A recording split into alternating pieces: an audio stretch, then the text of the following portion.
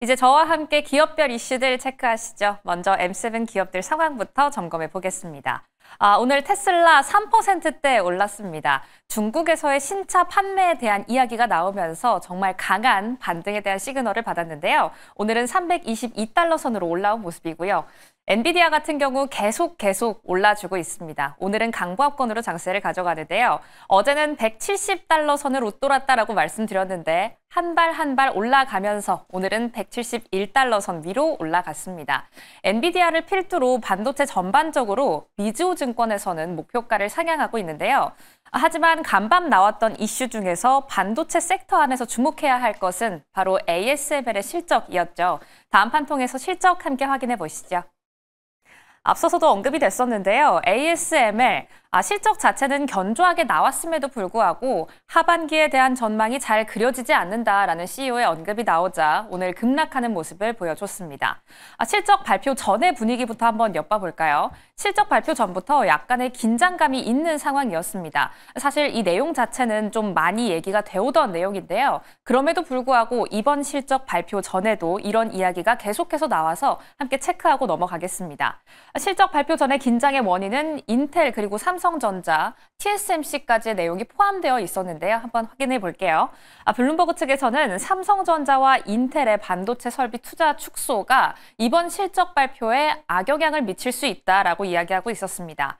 삼성전자와 인텔의 역량이 저하된다면 기술적인 역량 저하가 설비 투자 축소까지 이어지고 이게 ASML의 실적에 악영향을 가져다 줄 수 있다라는 분석이었는데요.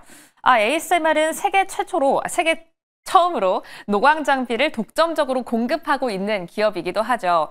지금까지의 수주에 대한 기대감은 삼성전자, 인텔보다는 TSMC에 조금 더 치중이 되어 있었습니다. TSMC는 곧 실적 발표가 나오게 되는데요. 내일 이 시간에 또 전해드리도록 할게요.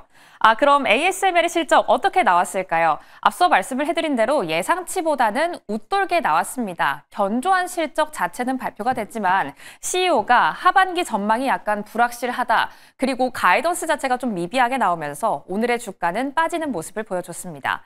오늘 8%대 급락했고요. 그럼 실적을 둘러싸고 어떤 이야기가 나왔는지도 한번 체크해 볼게요. 우선 관세 영향을 덜 받은 2분기였기 때문에 예상치 대비해서 견조한 실적이 나올 수 있었다라는 분석입니다. 순주문과 매출, 이익 자체는 예상치를 웃돌았다라고 확인하시면 좋을 것 같고요. 순주문액도 시장 예상치를 뛰어넘은 55억 유로를 발표했습니다. 하지만 CFO 측에서는 로저 다센의 언급 한번 확인해 볼까요? 2026년도 AI 고객에 대한 기본은 여전히 강력하지만 수요 자체는 여전히 강력하지만 그럼에도 불구하고 요즘 관세에 대한 이야기가 다시 한번 대두되고 있기 때문에 불확실성 때문에 성장 여부는 확신할 수 없다. 확신하기가 좀 어렵다라고 이야기를 하고 있었습니다. 이 때문인지 3분기 가이던스는 시장 예상치를 하회했는데요. 매출 자체도 이전 시장 예상치보다는 정말 큰 폭으로 떨어졌다라는 부분 확인하실 수가 있습니다. 오늘 ASML 실적 발표 이후 주가 자체는 좀 나쁜 흐름을 보여줬습니다. 하지만 ARM 등 다른 반도체 기업들은 그래도 살아남아줬으니까요. 오늘의 반도체주 향방도 주목해 볼 만하겠네요. 그럼 다음 장 통해서 다른 실적 발표 기업 존슨앤존슨도 확인해 보시죠.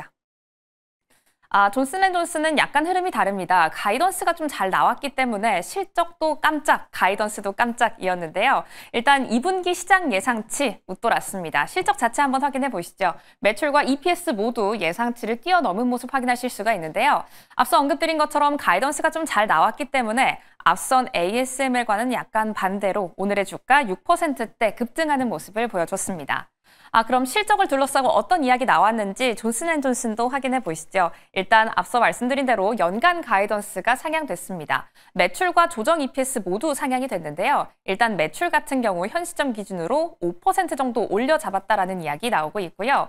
CEO인 호아킨은 폐와 방광암, 주요 우울장애 등 핵심 분야에 대한 신약이 승인이 이번 수익을 좀 이끌었다라고 분석하고 있습니다. 신약 승인과 임상 결과가 향후 매출에 대한 성장세를 견인할 것이다라고도 보고 있네요. 하지만 관세에 대한 부담은 여전히 가지고 가고 있습니다. 올해 한 4억 달러 정도가 관세에 대한 부담 때문에 하향 조정될 것이다라고 이야기하고 있고요. 향후 4년 동안 미국의 제조시설에 확충을 하는데 50억 달러를 투자하겠다라고 이야기하고 있습니다. 이렇게 실적 발표 두 기업 전해드렸는데요. 두 기업 모두 가이던스 때문에 주가가 영향을 받는 모습을 보여줬습니다. 앞으로 이야기를 전해드릴 실적 발표 기업도 가이던스까지 꼼꼼하게 체크해드리도록 할게요. 지금까지 특징주 만나봤습니다.